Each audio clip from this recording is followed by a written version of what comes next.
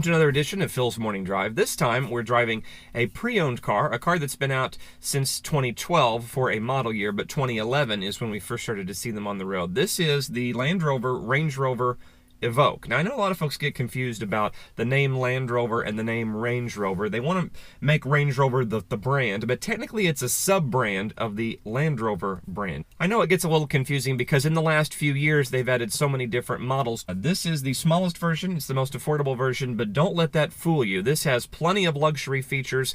It also has plenty of off-road capabilities as well. Maybe not as much as some of those as you work your way up the Range Rover food chain, and comparatively speaking to other cars of this size and in this price range, its capabilities are really very impressive. So this being the smallest Range Rover, it has a base price in that $45,000 to $50,000 price range, and you can option this up if you go with everything, really up into the low to mid $60,000 range. This particular model is a 2013, so it has a couple of features that you wouldn't have had on the original from 2012. And now that this is a pre-owned car, it's about 4 or 5 years old or so, you can pick one of these up now for under $30,000. And I think this could make a really great used car for somebody, especially if you're wanting to get into more of a luxury SUV, but you don't want to spring for something all the way up into the $50,000 or $60,000 price range. When you talk about a car like this and you want something that's luxurious but also has the off-road capabilities, the trade-off with that, there's so many SUVs on the market right now, but that doesn't necessarily mean that they have the capabilities that this one has with the combination of luxury features. So you're getting things like leather seats, you're getting heated seats, a heated steering wheel, you're getting a nav system. The car can parallel park itself. Even on this 2013, you're getting all these features.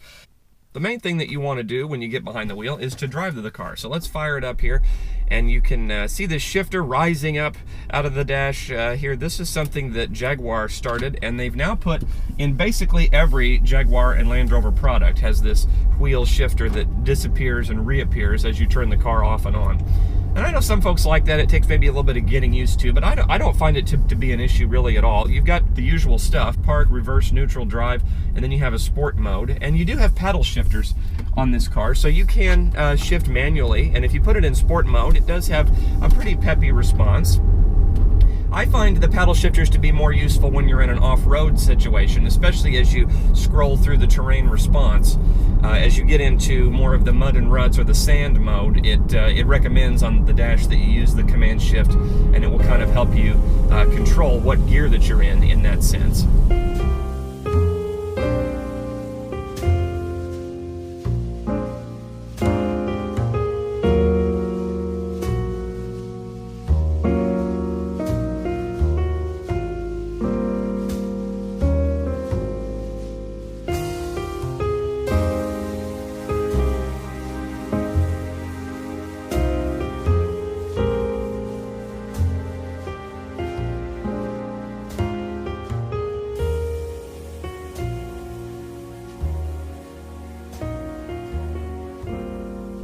I've heard people refer to cars like this as a soft roader. I think what that really means is that it's not really for hardcore off-road driving. You know, there's no rock crawl mode. You don't have the air suspension, so you can't raise and lower things.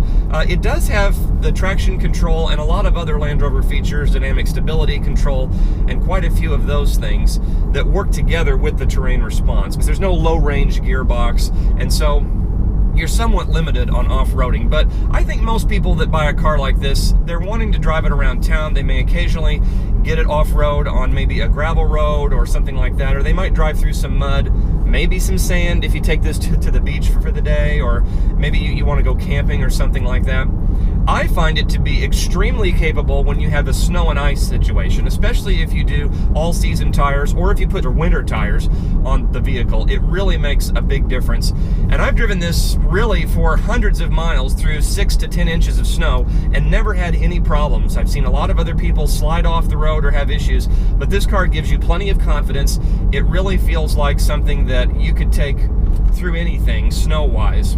On-road performance is something else that I think that this car does really well. You know, Land Rovers have this kind of a unique feel, and this doesn't really feel like a typical Land Rover or a typical Range Rover. It has more of a car-based feel. It has a sportier feel than some of the bigger models, and a lot of that just simply has to do with its size and the way that the steering is calibrated and things of that nature. But if you put this car in sport mode, the engine is pretty peppy. I know a lot of folks are complaining because it's a turbo 4-cylinder and they'd rather have a V6. I don't really find that to be an issue. It gets really good gas mileage. You can get up to 28 miles to the gallon on the highway with this car, which is pretty good really for any SUV, regardless of size. And you have the option of a sport mode, and the turbo comes on pretty strong, and it's 240 horsepower, but you still end up with a decent amount of power and a decent amount of feel. If you want something that has a sportier feel than this, I would suggest that you go with something like a Porsche Macan or maybe a BMW X3. This car is really not to be as sporty as those. It is meant to be more of an off-road car, something that I don't think you would ever do if you had a Porsche Macan.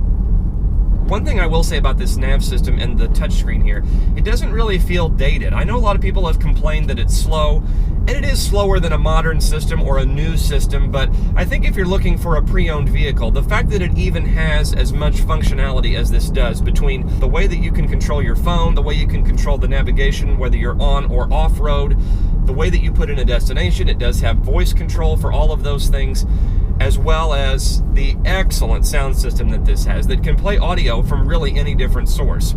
It also has a DTS processor, it has a Dolby processor, it has the Meridian processor, so you can really play DVD audios or really high-end music with this, and it really separates out the surround sound and everything. You can watch a video on this dash, but only if the car is in park. I've actually done that a couple of times just to see what it was like as we were testing this vehicle. And the surround sound, it's up to a home theater level. The car rides really well. At times it can feel a little bit stiff, but I think that's because they're wanting to give it just a little bit of a sporty feel. It's not as smooth as the Land Rovers that have an air suspension, but I don't think that it's a rough ride by any sense. It's not Lexus smooth, but it's not super sporty either. It still gives you that feeling that it's a little bit sporty, it's a little bit luxurious, it's a little bit capable as far as off-roading. So it's a nice compromise on all of that. Something else that I absolutely love about this vehicle is the panoramic roof that this has. Now, the roof doesn't open, so that may be a deal breaker for some people, but this reminds me of the Ford Explorers that you saw in a very popular movie from the 90s called Jurassic Park. If you're looking at one of these older ones, features like the cold weather package, these are some of the warmest heated seats I have ever experienced. I think the hottest ones I've ever felt were in a Mini, but these are definitely in the top 2 as far as that goes. They will absolutely cook you on the high setting. The heated steering wheel is in the same boat. The heated front windshield is a huge deal to me. The fact that you don't have to scrape that and you don't have to worry about trying to clean that off, that really makes a big difference if you're parked out, even just for a short amount of time.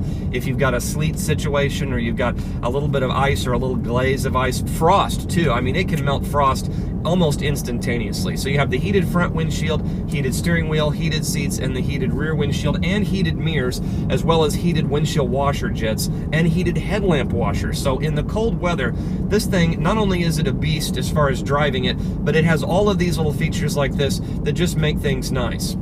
Some other pros: gas mileage. The car gets about 19 in town and up to about 28 on the highway, which is really part of the idea with that turbo 4-cylinder. So the gas mileage is really pretty good. Let's face it, Land Rover does not have the best reputation when it comes to reliability. So if you are seriously considering a pre-owned Evoque, what can you expect? Well, the one we're driving on this episode has done about 58,000 miles, and in that time, it's had several oil changes, a new set of brake pads, a new set of tires, and a new battery. A couple of recalls were also fixed under warranty, and that's about it. Obviously, things could go wrong in the next 58,000 miles, but overall, I think the lack of an air suspension, which has been a major cause of headaches on other Land Rovers, should give you some peace of mind when it comes to the Evoque. It also shouldn't be hard to find certified pre-owned models on the market for a very reasonable price. And of course, you could always purchase your own extended warranty. The biggest complaint I have about the Range Rover Evoque involves the lack of cargo space. If you have suitcases that are on the larger side, you will most likely have to fold down one or both of the rear seats in order for them to fit. Obviously, doing so now makes the vehicle a two-seater. That might be enough of a deal breaker for some. However, I think the car is perfect for a young couple that wants to get into the Range Rover brand but can't afford to go into the six-figure price category. What the Evoque lacks in cargo space, it more than makes up for in styling, features, and premium materials. When you compare it to its BMW, Porsche, and Mercedes rivals, the lack of buttons and the clean look of the dash adds to the overall feel. Even though it has a big list of features, there is nothing overwhelming about how you control them. Yes, the screen is a bit sluggish at times, but it's not unusable like so many nav systems on pre-owned luxury vehicles. Another con on the list is this aluminum trim. I mean, it looks great, but if you're looking at a used one, it is so easy to put little marks in it and little dents in it with your seatbelt as you're bringing that across and putting it on here. So if you're looking at a used one of these, that's an area that I would definitely inspect, because buying this whole new piece is pretty expensive and not necessarily an easy thing to do, and it just starts to look kind of bad if you're not really careful. And the first couple of times that you do it, you're like, what am I doing? Well, it's very easy to do that accidentally, because the distance between the aluminum trim and where your seatbelt goes is pretty close. So that's something to look into. I can't say enough about the combination luxury, sport, and off-road ability of the Evoque. I think it strikes the best balance between those three things of any SUV priced under $60,000.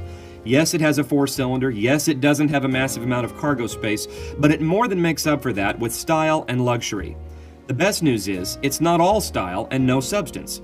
You can send it through some pretty rough terrain or some deep snow, and it will handle it with ease while keeping you cocooned in luxury on the inside.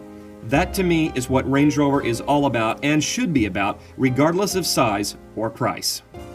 Well, I hope you've enjoyed this edition of Phil's Morning Drive. We have a lot more of our content that you can go and explore on our website. That's philsmorningdrive.com. We'll see you next time.